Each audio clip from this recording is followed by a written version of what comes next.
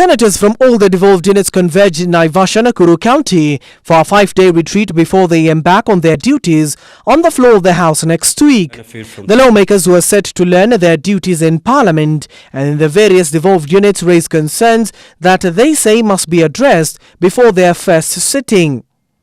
The host governor and former Senator Susan Kihika listed some of the challenges that have impeded the Senate from fighting for devolution to its fullest, especially that the upper house is playing second fiddle to the National Assembly.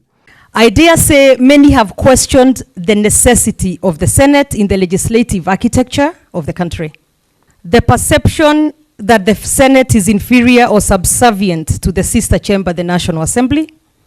2, the incessant jostling for the control of the counties by either house. We have unfortunately witnessed increased legal tussles in our courts involving both chambers. We have actually an appeal in the High Court where the 23 were nullified. 5 are still, is it at the Supreme Court or Court of Appeal, Dr. Okello? Supreme Court. National Assembly said, kazi ya Senate ni mashinani. They cannot interview IG. We had to fight. Until now, we are able to sit in that interview and actually interview.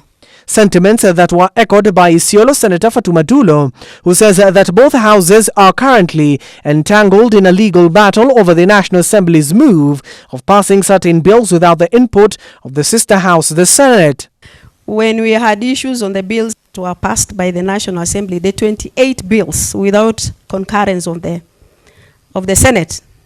And I remember we went to Speaker Lusaka to State House for signing of some bills. Tulisomewa kusomewa. Nyinyi ni nani munanipeleka kotini? And I think that is where our speakers are supposed to be vigilant, and also the executive, to make sure that National Assembly, they don't pass things that are supposed to come to the Senate.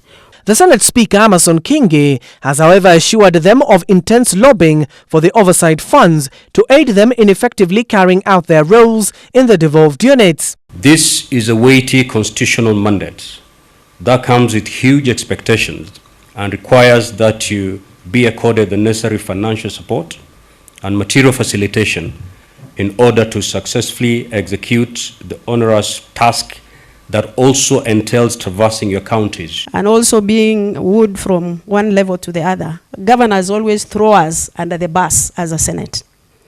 I remember the last one was the third generation formula.